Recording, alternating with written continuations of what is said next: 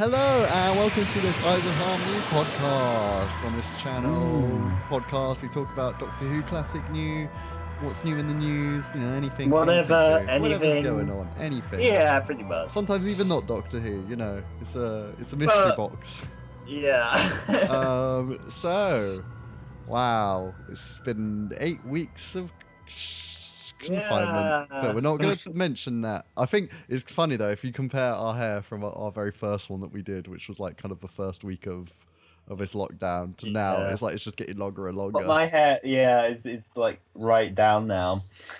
And the only thing that's changed about it is that I don't think you can see, probably because I've got the headphones on now, but I shaved the sideburns and I just kind of got like more of a bang over it now. It's like the hair's already like, it's just growing there anyway, so it's like it probably looked better if we didn't have the hair grow. It's just better to just keep the hair. Yeah, definitely. I kind of felt. I agree. But yeah, so big thing of this week: Cartmel versus Chibnall. Big thing.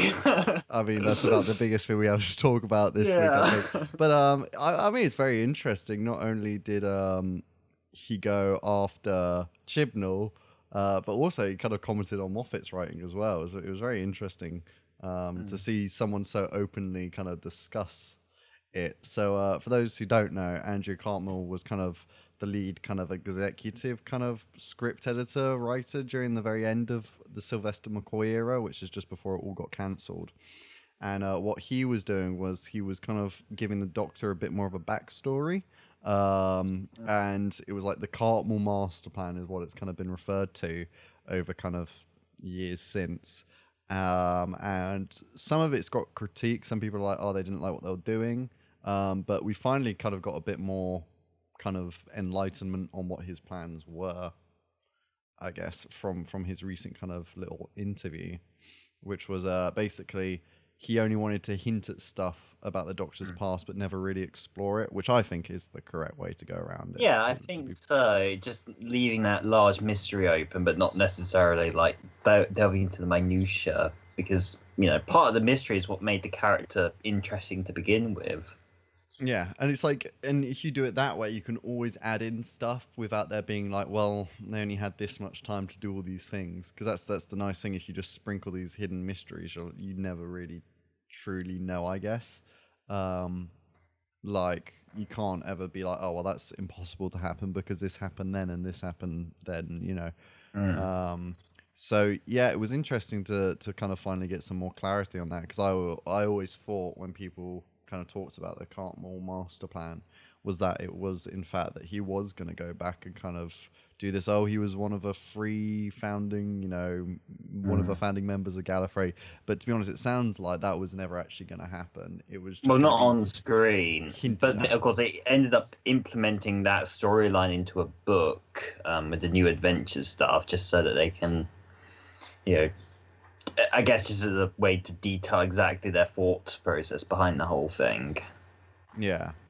I mean, was he in charge of that though, Andrew Cartmel, or was he not really? I don't know actually. I don't remember. I think it was someone connected. I don't actually know if it was Cartmel himself, but I need to look into that again. But interesting. But yeah, I mean, basically in this interview, he came out and said that the Timeless Child went too into detail about into finer detail about the past, and he was saying, while resetting everything is great, the fact that he went too specific into the reset is kind of what ruined it. So while I guess he kind of liked the idea of the Timeless Child, he didn't like how detailed it was. Exactly. So, yeah, I think that's probably most of us have got on it. I think what would have been, I think like what would have been better was there was just a Timeless Child, and it's hinted at that it could be the Doctor, but never confirmed. I think that would have been the better way to go about it. Leave it open. There's a Timeless Child out there somewhere, maybe, or maybe it's the Doctor. Like, who knows? But it's also like he went after, well, not after, that's a bit dramatic, but he also mentioned kind of Moffat's writing and how he always went maybe too finer into detail, making sure that everything connected up, which is... And yeah, I'd agree to an extent, because I mean the problem with Moffat is that he opened a lot of like, this could be something, this could be something, and then like, yeah, when people expected him to kind of follow up on it, it kind of ended up being like, it wasn't. I mean, it was too detailed, but it kind of felt like he was kind of reacting to what he'd written. Like he wrote something and just like, oh goodness, how do I conclude this now? Yeah. It didn't feel like he'd really thought a lot of the stuff through. I think it was Moffat's problem a lot of the time. Yeah, and then to justify it, he writes too much. I think that is, especially like Series 6 had too many threads, like the River Song thing, and and we had to find out who she was, kind of thing, and how that just kept going and going. And it had to be connected to Amy and Rory, and I don't know, and like the Silence Will Fall and the cracks, and it all got tied up in Time of the Doctor. Very, very like hastily in terms of the silent side of it. I think Moffat didn't think that Matt Smith would leave after like so soon after the 50th anniversary. I think he thought he might have one more season with him, because to me it just seems like that's what kind of felt, and that's why he had to wrap up so many storylines in that. It's funny actually, because it's like in the end of the 11th Doctor's era, he thought he had more time but didn't, so he had to wrap up everything really quickly. But the end of the 12th Doctor's era, he thought he was done, but actually he had to like reopen like things to then close it off in Twice Upon a Time, because he had Peter Capaldi for one more episode longer than he thought he did. Yeah. Indeed. Which ends up being rather regretful. Yeah, it's a shame. Decision. But I mean, Moffat still gave us fantastic scripts, like he did. Heaven Sent. I still can't get over it, and that was what, 2015, 5 years ago. It's already been 5 years since that, and it's very crazy. But another interesting comment that Andrew Cartmel said was, if he went back to the show as a writer, he'd get rid of the sonic screwdriver, which I think is a good move in some ways, but also merchandising would hate him. I mean, the thing about it is to be honest with you, the sonic screwdriver has been used so sparingly, and the thing about it is that the sonic screwdriver, I'd say over the past, well, at least even into the Moffat era, there hasn't really been much purpose for the sonic screwdriver. Really, it hasn't really been used very effectively. It's not, doesn't really serve so much of a purpose other than occasionally just being oh, let's get through the door, or the sonic. I mean, the only time they used it a lot was the complete overuse in the Ghost Monument, where the sonic screwdriver literally solves all their problems pretty much. But that's going too far. But for the most part, they've completely underutilized it. So it's kind of in this weird spot where it's I do kind of agree with the sentiment. Kind of, what's the point at the minute? Do we really need it, considering how sparingly and ineffectively it's being used? Yeah, I would agree. I mean, it's always been, I guess, the Sonic is always just a little helpful gadget. I think Russell T always used it very well. I think in terms of it was still opening doors, but there'd be moments the best is in Partners in Crime was always a fantastic use of it. I always think when they're on the little window cleaner, kind of balcony thing, and he's and they're hanging off, and he manages to zap her one, and that's a great sequence. That whole thing in that cart. And she had a sonic device as well, which was very cool. She had the sonic pen. I loved it when it's just oh, we're fine, unless she's got a sonic device, which is very unlikely. it's fantastic. And then she literally gets her pen and unlocks the door. But that's the thing, it's we never see anyone else with sonic devices. I'm not gonna lie, I feel they Captain would be. Jack did. Well, it did, yeah, but I feel other people like a sonic screwdriver which could unlock doors. I feel that's something that wouldn't everyone just have like? Yeah. I mean, River got one in the end, but Oh yeah, right. I guess other than that.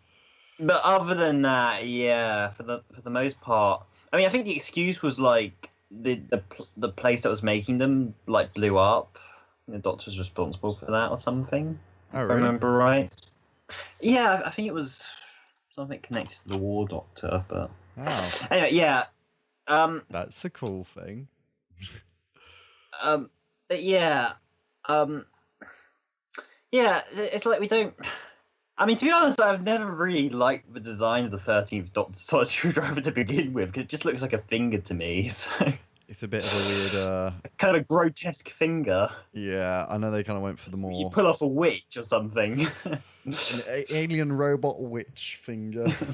I can It's a see it. Karenite. I just don't get how it can do all this alien tech stuff when it was built on Earth. That's my thing. It's like how did she implement all this reading technology and so on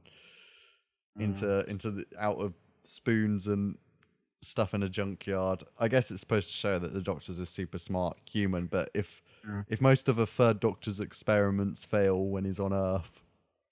I think it's also a shame in terms of that, just because they kind of planted the seed there for her to kind of be a bit more of a tinkerer, maybe a bit more of a gadget kind of person, but she never really does anything like that, you know. Yeah, it was a cool. Because she had like David Tennant like coming up with like all sorts of devices and such, during his time, and like I kind of would have liked to have seen a bit more of that with Jodie. Yeah, we haven't got the inventor one yet, and I think Jodie would have really fit that, the inventor kind of characteristic, always building a gadget, always building something. I think that would have been a really good thing for like in terms of like inspirational for young girls as well, to be like engineers and building stuff. It would have been nice to have seen Jodie be this like engineer kind of Doctor who was more hands-on and built contraptions and stuff and built traps. I think I mean we got a bit, actually. To be fair, she built the things in the Cyberman one, but we didn't see her build them, which is a shame, but she did build those. And she did build in Nikola Tesla's actually as well, to be fair. So maybe actually just not super standout moments, but the whole Nikola Tesla had a really nice I think montage of her building. Actually, maybe take that back. Maybe I'd like just a bit more, actually. Yeah, well, because it's like, yeah, sure, there was a bit in Nikola Tesla, but that hasn't. Just a bit more on being a craftsman. Yeah. Yeah, exactly. Yeah, I think that would be good if she was the inventor. That would be a really good title for like that Doctor. If you had to give each Doctor like a defining characteristic, like the engineer or something, that would be a really cool title, I guess. Yeah. Or the inventor, like that'd be nice. I'd probably give more John Pertwee the inventor though, because he made a lot of contraptions. Yeah. Which actually 50 years ago today, episode 1 of Inferno aired, which was a good story. Which was a fantastic story, wasn't it? Yeah. It really makes me want to kind of watch it. I wish I had my Doctor Who collection here. I'm actually really getting into I want to watch lots of Doctor Who kind of mood. Like they crop out of nowhere. Like I go for periods where I'm like, not really feeling it, and then I go through like periods of like, I want to watch it all, but then because there's so bloody many, how do you decide? Like it's crazy. But I really feel like going back and watching kind of like series 1 all the way through. Just do it all. Over the summer maybe. Just watch. Yeah. Things. I mean, they're all up on. Those are all up on iPlayer. Netflix has basically most of them. So yeah. Oh yeah. Well, they have up to series 7, don't they? Or like 8. They've got I think they've got all of series 10 now as well. Netflix, do they? Yeah. Okay. I think they do. Pretty sure they do. I know that they had most of Capaldi. I know they had series 9 for sure. Because that was like their big picture for a while, but I'm pretty sure they've updated to 10 now as well, which I really want to watch that series again. Fantastic series. God, I miss Peter Capaldi actually. I kind of wish we got one more series with him. He was fantastic. Yeah. When he was at his top of his game, he was all bloody cinders firing. You know, like I watched Full Fat Milk video. They did a kind of in depth on Heaven Sent, and like just everything they say, it's just so true. Just how bloody awesome it is. You know, an episode about grief and stuff, and it's like it is actually really the first episode where we see the world through the Doctor's eyes. How he's like working out stuff. You know, go into his mind palace. The little fourth wall break, where it's like I'm nothing without an audience, and he kind of does like not even a second glance at the camera. It's like a little, like, yeah, I know. For some reason, out of all the Doctors breaking the fourth wall, it's kind of Peter Capaldi who's the one I kind of like doing it. I don't know, like, yeah. like for some Well, reason, there's not so many other moments. Like, what else do we have to compare it to? The first Doctors and Merry Christmas, You All at Home. I mean, there's also like. Matt Smith sometimes looks kind of right into the camera. Do you remember in the end of series 6 where like DeLorean's like Doctor Who, just say over and over, and then like Matt Smith just kind of looks into the camera as the very last shot with the TARDIS in the background, and he kind of like gives a little smile. I count that as a fourth wall break. Like that is him literally looking to the. It's implied that he's looking. Yeah, he's not looking at us necessarily. I don't know. I mean, also Peter Capaldi does the other fourth wall break when he's explaining Beethoven's Fifth. Yeah, there's that. Which is that's a lovely monologue at the start of was it Before the Flood? Yeah, because it's in part 2. Does it open with that? That's actually a really underrated story, which is actually fantastic. That one. 12th Doctor theme stuck in my head, banger. But yeah. So the Cartmel. Do you think Cartmel would come back and write? No. No, never. Probably not after these comments. Probably wouldn't help. No. I don't see it, you know, and particularly since Chibnall's really pushing for like a lot of people who haven't been involved in Doctor Who writing. Like we haven't really had anyone from before come back and do stuff now. Yeah. So like maybe it would be good though. Or as I say, I think we need just fresh young writers, you know. With a good script editor, just to make sure it's, you know, polished. But yeah, I think it's time for a new wave of just a new generation on the program, I guess. Yeah, but I mean, Cartmel wrote some banging scripts in his time on the show. And editors, yeah, he was. Oh yeah, no, he edited. Yeah, sorry, I was thinking. Yeah, he didn't. I was thinking of Ben Aranovich. Sorry, but he worked on Remembrance of the Daleks. That was it. But yeah. Yeah, well, he helped, you know, to implement the parts of his master plan into it. Yeah, like the whole thing about like, yeah, with all the prototypes and such. I wish Ben Aranovich would write. Actually, I think he completely got. Doctor Who. To this day, he's still like a very accomplished writer, and he continues to write stuff. And like, yeah, he wrote some great stories like in that era. If you know, if I was to bring any alive classic writer back, it probably would be him. Definitely. Yeah, no, hands down, definitely. I'd bring him back. I'd love Russell T to do another script. Just. That would be actually quite nice for the 60th year if you got like all the head show writers just to do one more script. That'd be pretty cool. It'd be like bringing back Terrence Dicks for the 5 Doctors. Yeah, something like that. Just a nice little Russell T writes an episode, Stephen Moffat writes an episode. Just like you get people who've written episodes prior, like a decent amount. You know, Jamie Matheson, he wrote some bangers over the last few. He did Flatline. Mummy on the Orient Express, and he did Oxygen, which was also fantastic. I love that one. Oxygen's a great story. It was. Had such a different style about it, and feel, which was just great. Really love that story. But yeah, who else would you bring back then? If you were doing like the best of season. So we have to have, and let's do a 10-episode series like it is at the minute. So we've got Russell T as 1, Stephen Moffat as 1, Chris Chibnall as 1. Now Chris Chibnall will probably write 3 of them anyway, like the opening and the finale.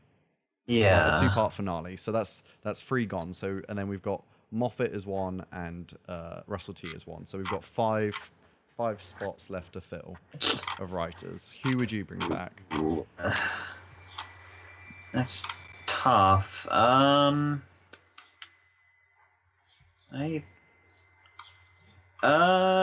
Paul Cornell, I'd like as Paul a writer. Cornell. Yeah, that would be a good one.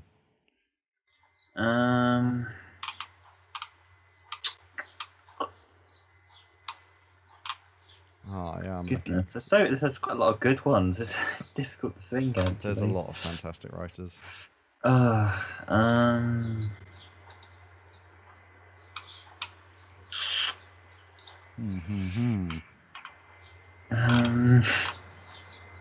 Okay, I think I know my ones. Okay. I would go with wait, let me just check. Okay, I would go with Toby Whitehouse or Whithouse even. Toby Whithouse is one of them because I quite like his style. I mean, he did a School Reunion, a town called Mercy, Vampires in Venice, and I quite like all of those ones. So I think I'd choose him. I definitely would choose Paul Cornell. Robert Sherman. Robert Sherman would be, he would probably say him as well. He'd be great. I don't know. I feel like going for a bit of a. I wouldn't mind bringing maybe back Helen Raynor, who did the Sontaran Experiment, Poison Sky. I really like that one actually. Not the Sontaran Experiment. So yeah. Stratagem. That's it. But I don't know if I'll fill that spot just yet. Let me think. I mean, there's Neil Gaiman.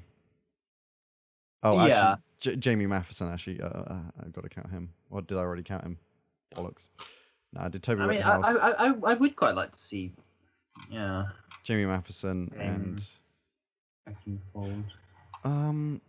Actually, who wrote in the last season? Oh, Maxine Alderton, actually. Who wrote The Haunting of Villa Diodati. She was great, actually. That was a really good episode. Or Charlene James, who wrote Can You Hear Me? One of those two, actually. There's so many. There were a lot of fantastic writers. I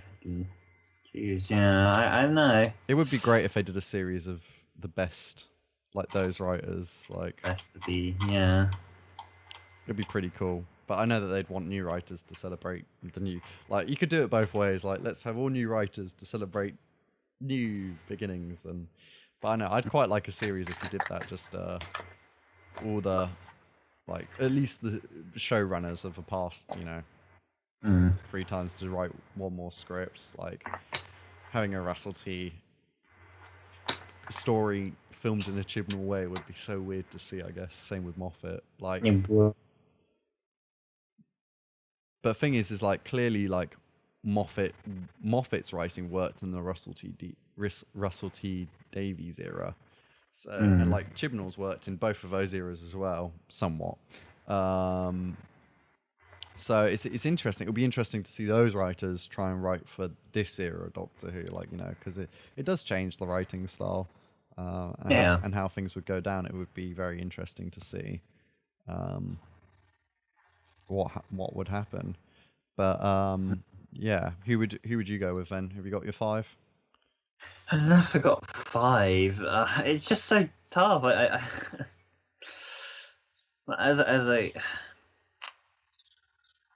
As you said, like Paul Cornell, Robert Sherman, definitely. I don't know about so many good stories. It's good though. Like look at the positives. Like making it showing that it's hard to choose clearly does show that the standard of writing on the show is pretty high. Which it's nice to reflect back and celebrate that it's not an easy pick. It's it's difficult. I would love Robert Sherman to do another one though, because Dalek's just so bloody fantastic. It's been a very long time since he has, so. Yeah, maybe come bring him back and do a Dalek. Another Dalek story. I think he completely got them. As a thing, like, I think Dalek is actually the most interesting episode to analyze in that series, because it was like, that was the big one.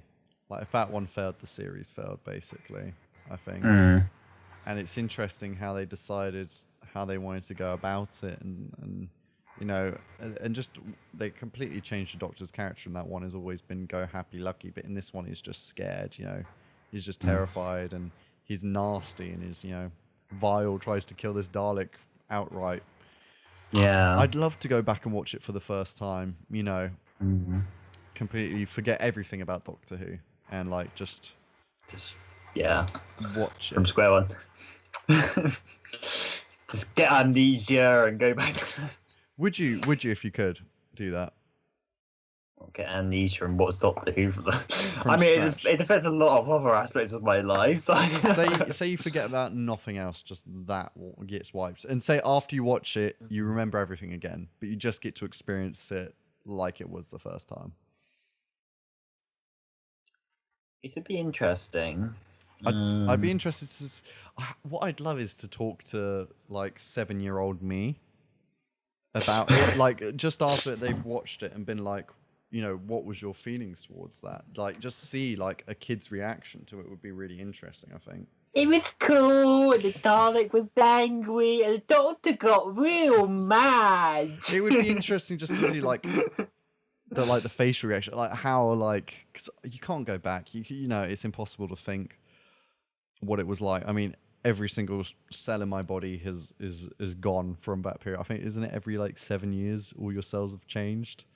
Something so like all my cells have changed twice since then.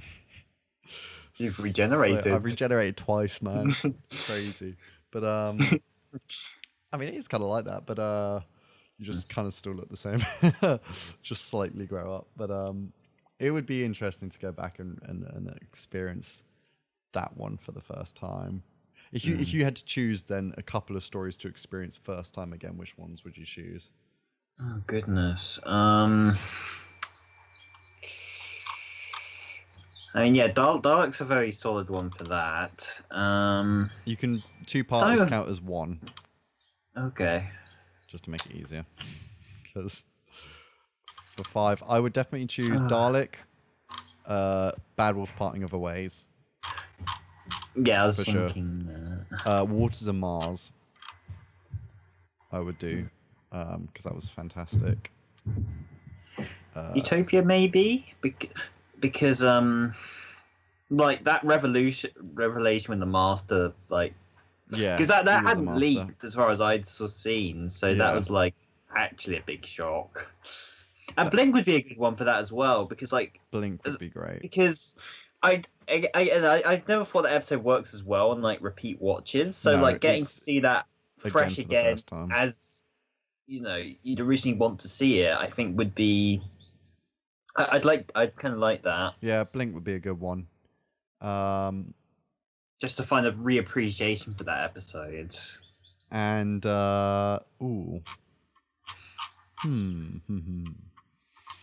it's tough. There's been so many. I know some more recent one, but Wild Enough in Time. Yeah, Wild Enough in Time and The Doctor Falls would be a banging one to watch again for the first time. Especially if you didn't know about the Master being in it, John Sims Master. That would have been an awesome reveal. Like, imagine that. I wish that hadn't leaked. Because the only reason they put it in the promos is because it had leaked, so they wanted to get there first. Yeah, but it wouldn't have spread as far if the BBC hadn't then. I don't know. The Sun did an article just before the BBC promo, and that's quite. I remember people shared it on Facebook and stuff, and someone sent it to me in a message who I barely talked to. So I was like, "Oh, okay." Yeah, but it's the Sun though. Like there's an air of doubt. Do you know? Weirdly, actually, out of all the Sun like rumors and stuff that I've read over the years, the Sun has actually always been predominantly correct. Like, I think they even had a snoop that Tom Baker was in the 50th, which was right. Although whenever I think of the Sun, I always think of that one where they were like, "Oh, 103 episodes have been found in Nigeria." I mean, they weren't wrong. Episodes had been found, which brought it down to what was it? Yeah, but 100? not that many. Yeah, I remember that. That was a shame. But apart from that, like what I mean is more about like the actual series which was coming out. They've usually been pretty correct from what I remember. Over the years, though, I try and stay away from major spoilers now because it just ruins it a bit more. Yeah, same. I think that's why I don't tend to stray very far, just in terms of like looking up Doctor Who stuff. Yeah, I pretty much stay on just the sites that Although I know. occasionally you'll pass something on Twitter. Yeah, sometimes I see shooting videos, so I knew that they were shooting a Dalek one, but like Daleks aren't really, that's not a big surprise anymore. Really, and we knew the Cybermen in the last series because of stuff like that. We did see shooting of that, but before it was officially announced. Yeah. But I mean, they're not like big surprises anymore, like them being in the series. To me, that doesn't get me excited. It's will it be a good story? That's my thought. The Master showing up now, that was a cracking surprise. And apparently that had actually been leaked and reported on, but I didn't pick that up, which was fantastic. No. So that reveal at the end of episode 1 of Spyfall was banging. Like, still actually probably one of my favorite cliffhangers actually of recent, somewhat. Word Enough and Time beats it, but like out of like the last, I don't know, like maybe even Matt Smith era, which had so few bloody cliffhangers, it's actually one of my favorites because it caught me off guard. I was like, oh shit, like I was lying down, like, I actually like sat up. I was like, oh crap, what's going on here? And, you know, like he had a TARDIS and everything, and you know, he used his little I always forget what it's called. What's it called? The thing which he makes people into toys, little... Dramatic impression. That's it, yeah. It's funny, apparently Sacha Dhawan was having a meeting with Stephen Moffat, and he was, you know, he didn't tell Moffat what he was playing because he had to keep it secret, but he said, oh, you know, I have to say confusing words, and he said that device, and Moffat in his head was like, I know exactly who you're playing. But it's interesting that in the latest Doctor Who magazine, which I haven't picked up because it's one that I might have actually, but with lockdown, I just I mean, you can order it in. Yeah, maybe. I don't know. But I'm trying to save money at the minute. It's a good time to be saving money rather than spending it. So I'm trying to like just spend money on food and that's it. And Spotify Premium, which I updated too because I got tired of bloody adverts. I swear they make those ads the most annoying on purpose just to like piss you off into buying premium. It's like, the most annoying voice. I think they look for. They're like, could you say that more annoyingly? Like it got to me. It broke me down after years. But anyway, the new Doctor Who magazine. It was Moffat and kind of Russell T interviewing each other, and I managed to find a quick segment online for free. And it was like, oh, what's your best script? And strangely, Russell T chose Gridlock. That's his favorite script that he wrote, which is so interesting. I wonder why. Yeah, I wouldn't. I mean, the ending's fantastic. I wouldn't have thought that when he starts talking about Gallifrey to Martha. But like, that's not the one I'd go for. No, definitely and not. Moffat said in Blink, obviously, which I disagree. I'd say Word Enough and Time and Dr. Falls is his best, for sure. Would you say that's Moffat's? What would you say is Moffat's best?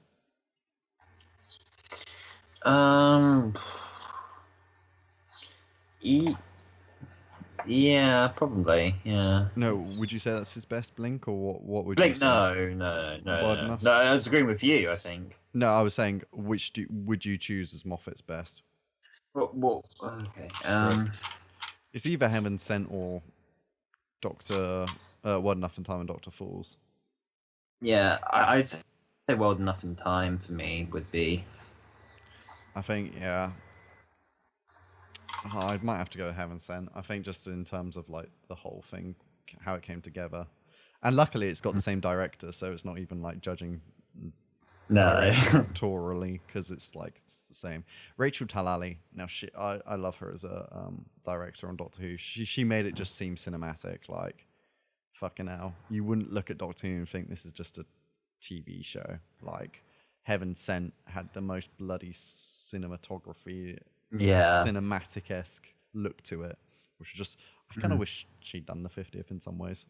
I always think the 50th's lighting's a bit flat, I guess. Yeah, on a lot of the more earthly shots, I think Gallifrey was done spectacularly. Just in terms of lighting. In the barn, the barn. Well, not just in the barn, but like in the middle of the battles. Oh yeah, the Time War sequence was good. Yeah, but I just feel like, I don't know, I would have liked to have seen Talalay's kind of take on the 50th. I think it would have been maybe a bit more brooding.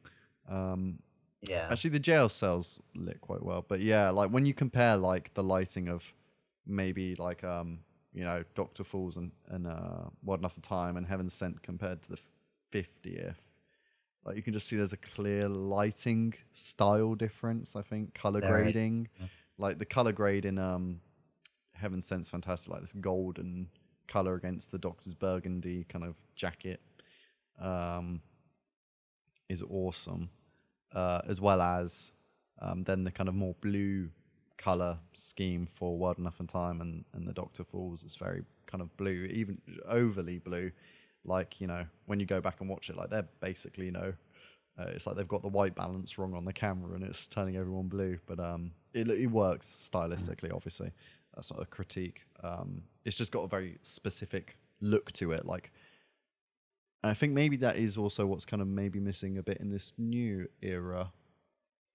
I mean, it's funny because the first 3 episodes of Series 11 were very cinematic and looked like, in some ways, above like kind of what we were getting before, just in terms of like the way it was shot and just in terms of like getting it to feel more like a film, I guess. I would agree in terms of like camera. Obviously, they went to the new Arri cinematic cameras.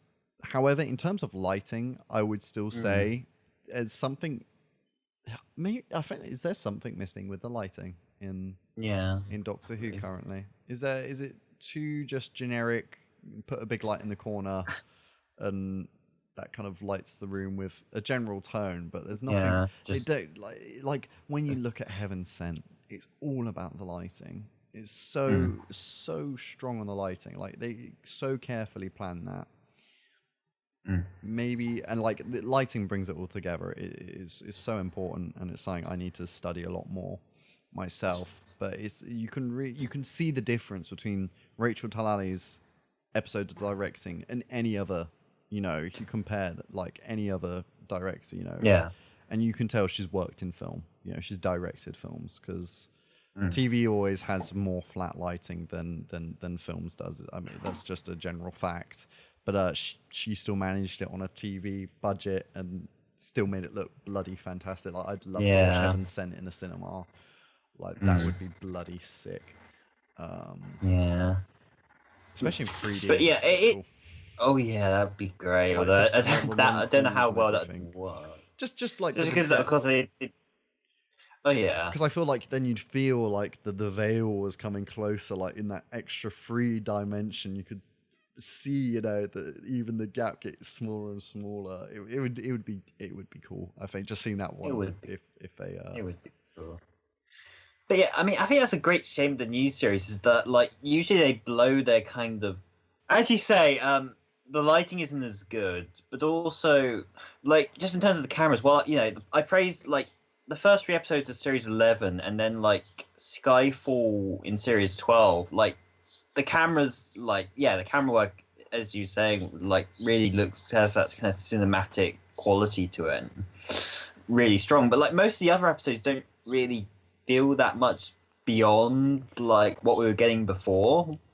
It's like they kind of blow their load early on in the series, and then like the rest of the series just kind of maintains some kind decent of a quality. lower. There's nothing that pushes it, and you're like, damn, that was fantastic in the middle. Exactly. Like the first time I saw The Woman Who Fell to Earth, like regardless of how I felt about the story itself, like the actual like camera cinematic qualities to it, I was actually really impressed by, and like the fact that it carried on through Ghost Monument and then Rosa, it's just like, man, like I didn't like Ghost Monument, but damn, did that look darn good. Yeah, look.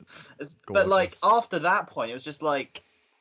It's fine, but it's like we were promised like the fact that we're getting less episodes was going to like have this like marked big improvement in like all aspects, from the from the CG to the camera work to everything. It's just like so that the budget could be spread more evenly, but like it didn't feel like the budget was spread evenly. It felt like they blew their load in the first 3 episodes and the rest of it was just kind of fine. Like, yeah, and acceptable. I'd agree the same with the new series. It looked like Spyfall Part 1, Part 2 was a big, because I mean Part 2 is fantastic as well with the whole historical. I really enjoy Spyfall's a fantastic story. I think actually I think it's a solid, it's a really solid pretty good. opening I story wouldn't say as well. It's not spectacular, but it's fine. In hindsight, I really like it. Sticks out in my mind as one like I particularly like, minus what the companions do because they're pretty useless in that one. But it's like, yeah, then it kind of dips, and then like Haunting of Villa Diodati is a great, like that had a lot of feel to it, like, Although style. you could see a couple of scenes, such as the way they did the whole like going through one door, coming out the other ones and such. Yeah, kind of felt like they could have done something cooler with that, Yeah, like actually have a bit like where they could look at themselves through the door, through the door. Or just some sort of interesting effect to it, as opposed to just having a still camera and then just walking off and then coming back in. Yeah, that seems like probably the laziest way the of doing lowest. it. Yeah, exactly. It's funny. I just watched before we did this podcast a clip because they just uploaded it to the YouTube from the long game, and it's the bit where Adam's like getting his head sucks while the editor's talking to the Doctor and Rose, and he's like, oh, I've got your TARDIS key, and like it kind of floats out of Adam's like pocket and just kind of hangs in front of him, and it's supposed to be obviously like it's being lifted up, but you could tell that just there's someone just off screen pulling the chain, and it's quite funny really. But it works somewhat because in the room there's clearly no one with Adam when they've done all the prior shots, so it looks like it's floating, but it's like just put some like bloody fishing string on it and just do a wide shot of it, do the close-up and then do a wide shot of it, just because all it was just lifting up. But it's quite funny that you could just tell there's someone just off screen literally holding it and raising it. But yeah, like I feel like the effect of them going around in circles it wasn't done interestingly. They needed to do a bit where they looked through a door and could see the back of their own head or something like that.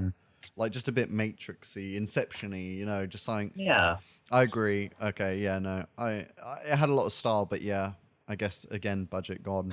It's or saving for timeless children and Ascension of the Cybermen. I think Ascension of the Cybermen looked good. That was It did, yeah. That one did look. Apart from, I guess it's hard when you do like outside battle scenes, because it was pretty just basic cloudy day, wasn't it, when they were being attacked by the Cybermen? Yeah. And that's when I think you just do a different color sun. Just have like a purple sun or something which radiates purple color, just so you can have, how Gallifrey's orange, the atmosphere is orange. Just do something like that on other planets. Why do they all look like bloody Earth? Like just add a color tint. Like it's not that hard. Just decide it. It can be a creative decision. Or it's just because you can tint that in color correction later.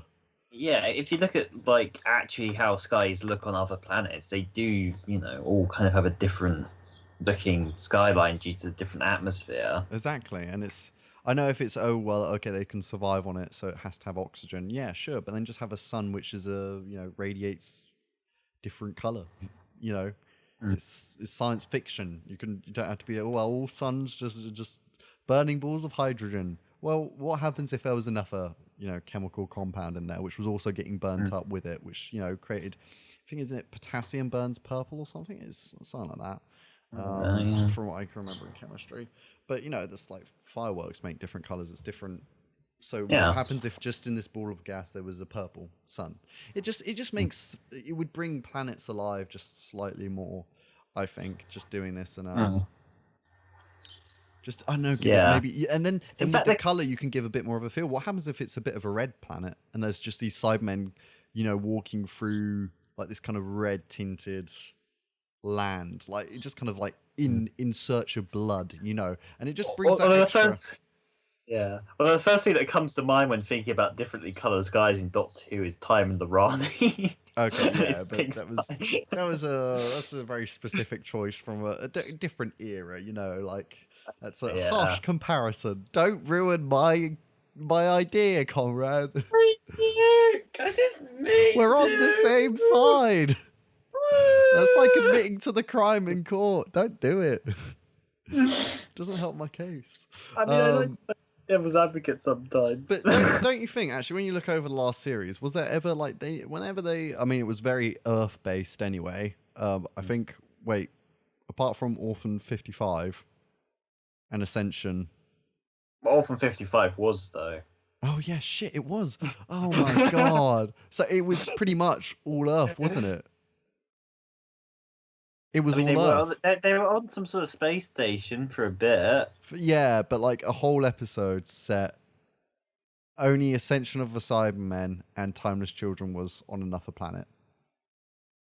And essentially, the Sidemen was also partially on Earth to begin with. No, it wasn't. Yeah, it was. Where? The first battle. That's not Earth. That was Earth. No, it's a different corner of the galaxy. Pretty darn sure it's like the. It's the last humans, but they're not on Earth. Yeah, just forgotten that. What episode from my mind? Yeah. Oh no! Wait, no. Oh no. Yeah, no. I mean, there's bits set on Earth in rural Island, which is Brendan. Yeah. But apart from the main, no, they're just on another planet somewhere. But I mean, refugee planet. Okay. Yeah, it's just another planet. But like, actually, the refugee planet very similar to Earth. Yeah. Isn't that awful that a series where you can go in all time and space? It was basically just time, no space until the finale. Yeah. Oh my god, do other planets, guys. Even Orphan 55 was bloody Earth.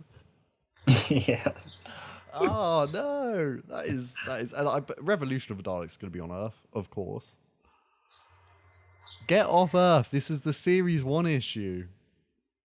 Series 1 didn't even make it past the solar system.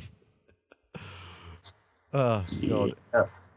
But then Series 2 did, awesome. It had, Gun in the Fireplace was in space as well as, elsewhere. But, Impossible Planet, Satan's Pit, that had such a mood to it, But again, that even at least it had New Earth, which was another planet. But then, Gridlock was again back at New Earth, but different planet. 42, Utopia. God, they really don't like going to space, do they, actually, looking at this? Planet of the Ood, good. Then Doctor's Daughter, Silence in the Library, Midnight. Yeah. Planet of the Dead, another planet.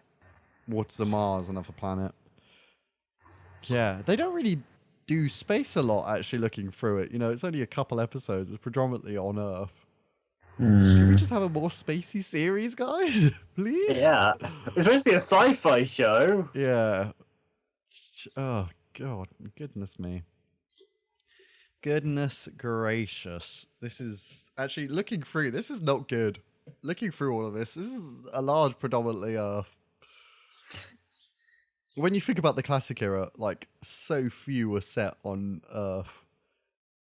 Except for the John Pertwee era. Except from the John Pertwee era, but that was, doing... But you look at, like, the Patrick Troughton era and... Maybe that's something that's missing at the minute. Space. Space. Literal space. I mean... No. I mean, Series 10 actually... Series 11 actually had 4, to be fair to them. But this one literally had 2 episodes and it was part of a 2-part finale. Oh, Jesus. Do they not like have a writer's room where they look at like the variety that they're doing in a season and be like, oh, okay, so we've got oh shit, this is like 10 episodes set on Earth. Fuck. Like, do they not look at that? The only exceptions are like little bits of like Future with Dune and little bits of like half maybe Can You Hear Me? Yeah, that has, to be fair, Can You Hear Me slightly. But they're like meeting all their friends on Earth and they're finding out about their bad dreams. It's like, it's still predominantly Earth, you know? Do they not realize that maybe it's like, we can't afford space, but just do spaceships, you know? Like, that's what you can do. And like, when you go to a planet, you don't have to venture far out, especially if it's a jungle planet. Just have a little area, you know? Like, it's be inventive. I think that's the issue. It's about, is there just a, I don't know. To me, it feels like there's something missing. On the space side as well, then clearly. Lighting and space. That's what we need. Clearly. That's the two. But yeah, talking about space, I mentioned Girl in the Fireplace. We got that little segment, the little kind of quite really horrific. Depressing. Yeah. Really horrific. Poor Madame Pompadour. So basically a scan of her brain left alone in space alone. It's a spaceship's consciousness that's taken on the personality of Madame Pompadour. The real Madame Pompadour's dead. It's just, I mean, like, what counts though? Brain. What counts though is that is who she is really though. It's your thought processes and how you think. Yeah, but it's not physically even. What counts? It's kind of a complicated issue about what counts and what doesn't. But that's the whole. It's the whole like AI, isn't it? Like artificial intelligence. Does it have a soul? If it can think and have thoughts and feelings. But it's a spaceship, though. I mean, that's the thing. That's the counter. It's got working parts. It's like any other human. It's just not organic. You know, it's weird to think. But it was awfully sad. I was like, great, this is a nice one to cheer up lockdown. Thanks, Moffat. She's dead and she's stuck alone in space. She's dead, and this like computer AI thinks it's her floating in an endless void of space forever. Yep. It's like, jeez. Just hope it would crash into a sun or something. At some point. Or the Doctor visits one last time and puts it out of its misery. I fucking hope so, because it was dark, man. It was sad. It made me sad. But yeah, that was the nice extra bit of content we got this week in lockdown. Guess. Yeah, nice. We'll put that in quotations. But yeah, pretty cold week in terms of Doctor Who and stuff. Life in general. And life in general, it's how it's going at the minute. It's a bit of an oof, but yeah, I mean, I kind of we're not going to get new information for a bloody long time. I feel like I wonder. I'd like to know just a confirmation that we're still working on series 13 right now, like we're still doing it. It's still happening, we're doing work on it from home. Like The Mandalorian season 2 said, they're all working from home, so we can all get Baby Yoda on time. I mean, yesterday we got like the announcement of the guy who played Jango Fett in the prequels is going to be Boba Fett, which he already was kind of voicing him in when they did special editions. But which is interesting. So he survives the Rancor. No, not Rancor. The sand creature. Which good, because that was a pathetic death. Yeah, like to me, it's like even if he got eaten by it, like he could there wasn't a chomping. Like, so you could I bet they'll do a sequence where he escapes from it. Well, I bet they'll do that. In the original cut, it was literally just like a gaping hole. Yeah. There wasn't in the special edition they added like a mouth thing, but yeah. I think they'll show a bit where he escapes from that creature, like a moment on how he escaped, how he did it. Yeah. And why he didn't appear for the rest of the. It's a good escape plan. Fake your own death. His jetpack blew off, I suppose. So I mean, he can easily. Yeah. But it's like maybe he wanted to escape. If everyone thinks you're dead, that's the best assassin to be. No one can do anything. True. It's a good retirement plan. I think Batman, Dark Knight trilogy. It's perfect when everyone thinks you're dead. But yeah. I think that pretty much wraps up this week's podcast on writing and more space travel, please. I think that's the thing. I think it's like these things that you don't really realize until you actually like compare and analyze when you look at stuff, like, in detail, like the lighting differences. I mean, I was talking about this a little bit last series. Like, before Can You Hear Me, I was like, why aren't we getting more interesting sci-fi stuff and more space? And I think I was even talking about it back then. But I think actually just comparing, like, actually looking back over all series of the Revived, like, it's so few on other planets, and it's like, bloody hell, there's over 2 trillion galaxies in, like, I think our viewable universe. Why the fuck do we always end up on Earth? Like, come on. Like, wouldn't it be interesting to go to a planet where we're in the middle of, like, just like a civil kind of war, like old tech, a bit like kind of the Daleks. Well, that and was Files. Doctor's daughter, wasn't it? Yeah, but they had guns and stuff, and it was, it was still kind of spacey. I mean, like, let's go to another planet where it's still kind of like tribes, That's the interesting stuff. I mean, I think we've had that before as well. Not in the new series though. Not in the new series. No, I'm like old classic Doctor Who's like Void. Like, they barely came to Earth. Well, depending on the era, of course. Yeah, not counting John Pertwee. It was John Pertwee's, and I mean, Tom Baker spent a decent time on Earth, at least at the beginning. Yeah, I don't know.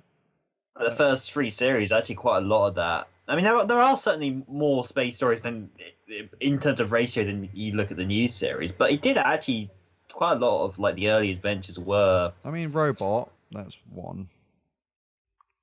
Then Robots on Taran Experiment. In the first series. Then there's Zygons. Zygon. But then what is it after that? And you had Zygons. Pyramids of Mars, to be fair. Android Invasion's enough Talons planet. of Wen Chiang. Caesar Doom. Okay, yeah, to be fair, but like, at least they were like, when they went then into other stories, it was like there was Earth and then not Earth, not Earth. So at least it was a fair balance. Image of Fendel. Yeah, sorry. Yeah, but I mean, there's all the others in between it. You got to count all those then, which were set elsewhere. So then you got. Yeah, I'm not saying that it was predominantly. The balance was better. The balance, but, like, I think that's there was still quite a lot of Earth stories. Is the point I was making. Like, it wasn't like mainly space, or it wasn't mainly Earth. They like balanced it out better. I'm saying there's no balance at all at the minute. I think that's my main point. Heavily on the Earth side of it. Which for us, it's interesting. I get doing history, but just. I think that's the issue. When you get companions, they're too obsessed of keeping them grounded, I think, at the minute. And while for Rose and Martha and Donna it worked in that series where they had families, it's like always having to come back to modern day just to reground these characters. It's like their home shouldn't always be what defines them. Okay, that's what we've been saying. Like, more interesting companions too. Yeah. Like, different time periods and different planets and stuff as well. Like, I mean, that was what made Nardole partially so compelling, was that he wasn't just, Yeah. Why? I just don't get it. I don't get why. I get, like, not wanting to put them in prosthetics every week, but just make them be human, but on a different planet, different time, or the past. Like, the past is fine. You just give them a costume every week. And then eventually they could go into normal clothes to try and fit in more. Like, imagine seeing Jamie, who finally is like, okay, well, I can't stay in this, like, kilt, and just seeing Jamie in a pair of jeans and a t-shirt at some point, like just a story where, like, they just ditch their, clothes. It's just, I don't know. I mean, he kind of had to go in disguise for Enemy of the World. Yeah, stuff like that. I just don't get why they haven't got someone from the past, because then it makes it compelling. So when they do visit modern day, they have no idea what everything is, so it's more interesting. It makes everything that we know more interesting because we're seeing it through the eyes of someone who doesn't understand it. But the assumption at one point was that made it annoying, but I mean, I never found that. I've never found it annoying. I think it's always interesting, especially as it's supposed to be educational, because then you have the Doctor actually explain what it is and how it works. You know, like in like the underground when they go onto the tracks, it's like don't move, and then he makes sure that there's no electric current going through it. It teaches people there's electric through these currents. Some people might not know that. It's just like little things of information like that, and it's nice. Yeah. And it adds slight danger in these moments because the companions just just oblivious to these things. Yeah, I mean, it's just a different perspective, isn't it? Because, I mean, as you say, like, things that we take for granted, could be perceived differently. And also, like, potentially getting, like, comparisons. Potentially getting comparisons to their time periods with things. Yeah, I know. That's why I repeated what I just said. Comparisons to their time periods, to where like, oh, this is similar, but this is so completely different. Yeah, yeah, and I think that's what I think the biggest kick in the teeth with Clara is they had like Mary Poppins, her Mary Poppins kind of nanny companion. Yeah, who would have been fantastic. I think a Mary Poppins was the companion. most interesting Clara. And then the bloody killed her. I think that's. I mean, even. That's the worst thing out of the whole. I think one of the biggest swing and misses is that.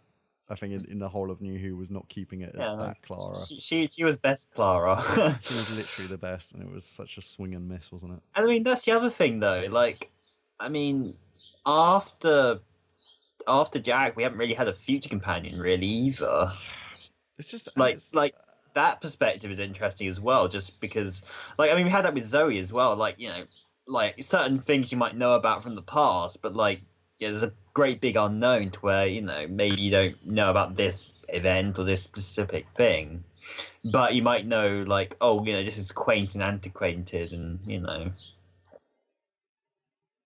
yeah, I completely agree. It's just like interesting companion, or like as you say, like different planets as well, and they have so much like possibilities. So how they ended in this 15 years, not other than Nardole, and Jack, which was right at the start.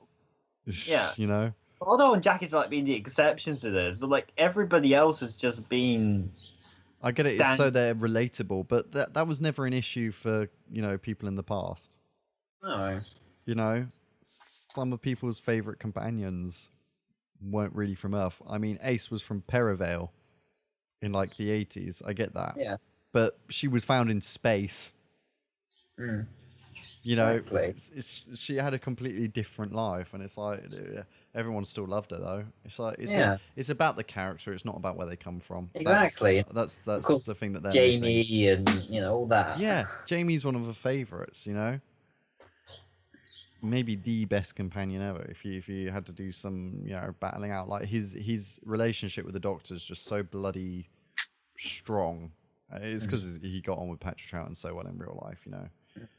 He's one of the best, and what's so kind of soul destroying is that he forgets everything. The Time Lords wipe his memory. He doesn't even remember anything. Breaks my heart. It's as bad as Don Noble, that one's heartbreaking as well. Yeah. But yeah, I guess I don't care. I don't understand it, which is why I think new wave of people working on the show. I think it's, maybe it's just something people don't see, or maybe it's producers at the top who are like, nah, it has to be from Earth, being restrictive. But I don't think so. Probably, maybe. I don't know. To me, I don't believe it. I think it's like they always say, oh, this is going to be a new era of Who, and we're going to do new stuff, this and that, and this and that. But they don't really do anything new. What's really changed between Moffat era and this era, apart from how it looks? We've got less episodes. Yeah. Way. What has really changed? Okay, so we've still got a sonic screwdriver. We've still got Earth companions. But they're more relatable. Are they? They're really not. Yeah. No, not in the slightest. And not even close. Bill was so much more relatable than any of the new companions. She was fantastic. I love Pearl Mackie. Fantastic actress. But what's really changed? What has actually changed? That's the thing. Yeah, it looks somewhat. It's better cameras. Yeah, music's changed. The art style's changed. the kind of like the general, I guess, look of the show has changed. But really, is anything that would have made an actual difference and maybe made people more interested changed? Getting a female doctor, I guess, but the point is of having a female doctor is that it makes no difference. It got people watching to start with, but then, like, as of now, it's not. It's comparable to how it was before. It's like it's kind of gone back to that level. It's like and the point of having a female doctor is it wasn't to change anything. It's the same character, so it's like, well, okay, so that's not really a change then, because you're not really changing anything. It's not going to be a game changer, you know, that suddenly having this female doctor is going to change everything, because obviously that would have been wrong regardless. Yeah. But so I don't really even count that as a change, you know. So it's like, what has really changed? They haven't really tried anything new, have they? Like, what is like? And this is like for Moffat as well. This is a critique. I think the most ambitious thing they tried was a story like Rosa, since they wouldn't have done that before. I don't think. Yes, not in the way they did it. But like, other than that, like, not really. It's I feel like just the big changes aren't actually happening. So they try and say, oh look, this is a new big show and everything, but it actually is it the right changes that are happening? I still think is a good show. I mean, it's a solid thing that works, but are they really trying the different things and actually taking real risks, or is it? Are they taking big enough risks? They kind of are. If you look at Timeless Children, that's a pretty big risk. That's not like that's just a canon change though. It's not an actual like how the show runs change. You know, like they're still going to go in adventures in time and space, you know? Like, what about a TARDIS that doesn't work anymore? Like, you know, it literally throws them in all directions. That, yeah. No, I mean... Well, that'd be going back to how it was in the classic series, though, where, you had no idea. Barely any control. It's more interesting, because then the Doctor... Because I feel at the minute the Doctor knows too much now about every planet they go to. You know? What happened, you know, when the Doctor had no clue what was going on? That's more interesting when the Doctor's out of his/her depth. When the Doctor's out of their depth. It's more interesting, the threat, you know. I feel like these are the things that aren't being utilized, maybe, in terms of like, let's take more risks. Let's have a companion from the past and the future, and then maybe they could clash. Or another planet. Yeah, that's what I mean. Like a different planet from the future, and then an Earth companion from the past, and they could clash completely. There could be episodes where they argue because they don't agree with like how their tribe would handle it and how the future would handle it. You know, like. That's an interesting dynamic. And then how does the Doctor... the dynamic we never got with Zoe/Jamie. Yeah, because, you know. Well, maybe because Jamie was kind of seasoned by that point. But like, if it had been like a new, fresh Jamie and Zoe, I think that would have been kind of what you're saying. Yeah, like just like when the Doctor's stuck in this awkward, like, oh, I like both of his companions and I don't really know who to agree with, and you know it's I think that's the issue as well. There's not enough conflict in between I mean, the closest we got to it was the villa of Diotati, which was like, you know, this isn't always a flat structure. Sometimes this team is a mountain with me at the summit above the stratosphere, which was a really nice moment by Jodie. Where, you know, and that's like kind of what we need a bit more of, where the Doctor's like, I'm in charge, you know, like just more conflict, more, you know, friction between people is what happens. You know, if you spend all your time around someone, you're going to have arguments. It's just what happens. You get annoyed at their little ticks and stuff. Nothing's always jolly, you know? And I think that's just something that we've never had. We've never really had Ryan and Yaz argue, you know, or we've kind of had a bit of friction between Graham and Ryan, but that's just because he was trying to like be his granddad when he wasn't, you know, like it was just a bit of, but that was never played out properly, I guess, you know. It's always they love each other so much and they care about each other all the time, you know. There's no arguments like that. It's like, where's the bit where Rose, you know, shouted at her mum in Parting of the Ways? She's like, oh, I eat chips, you know, and she like slams the table and she runs out the chip shop. You know, where's that? No, we don't have that anymore. These moments of weakness and anger, and you know, it's something that's missing. It's something that's really needs, I think, fixing. But yeah, I think it's like not the right changes are being made. So when they're saying, "Oh yeah, we're making changes," people are coming back and watching the show and being like, "This is exactly the same. It's Doctor Companion from modern day, Sonic Screwdriver TARDIS." What's changing? Get rid of a Sonic. Have different companions from the past. You know, weird ones. Yeah. Strange ones. You know, even a bloody robot if you have to. You know, like something different. Yeah. Just to really change stuff up, so that when people come to that era of Doctor Who, they're like, yeah, this is different. This is a different era. It's completely kind of it's got the skeleton, but the flesh is completely different. Like all the organs, it's completely different when you open it up. Completely different. But at the minute, I feel like when you're opening up, it's pretty much the same, with some slight color differences. You know, like that's it. It's like, oh, it's a bit more purple than it was red before. You know, like it's not. It's just new art style and slightly different image, I guess. And I guess I think something just more changes, but just not like the canon type. Literally, what would change a whole series, not just origin story stuff. More planets, stuff on planets. Like you can be smart with the storytelling. I mean, Waters of Mars is basically all filmed inside a set. You completely believe they're on Mars, though. You know, and he goes outside a couple of times. It's like, just do Rocky Wasteland. You know, what happens if you're on a Rocky Wasteland and, you know, there's like, while Kill the Moon is not. I mean, I think that was what Orphan 55 kind of tried. But again, just flat, boring grey colours, not interesting. Then it was just, you know, cinematically. I got that it was Earth, so it had to look like it was Earth. But my issue is like, they just, I think colour's a big thing that's missing in terms of setting tones and stuff. Like, I think maybe if outside had been more just a different colour, like a green or something, like when they went outside the dome, it was like a blue haze or something, like a lack of something, you know, like lack of oxygen. Well, what would the atmosphere look like with less oxygen in it? Like, these are the questions that you need to ask. Because if it would change the colour and, you know, is the sun still, you know, looking the same, or is it, you know, like you could do some interesting shit with it and just make it more, because it was just kind of pretty much flat in terms of color. Like if you could make it that it was darker and, you know, it was a slight blue tint and more shadowy outside, even though it was daytime, it would have had maybe a bit more threat to it level than just and then you can cover up the bad CG a bit more because it's, you know, it's like, I don't know, it's like steps which, I don't know, could be easily picked up on. I don't know. I think just bigger risks and not just of the canonical type.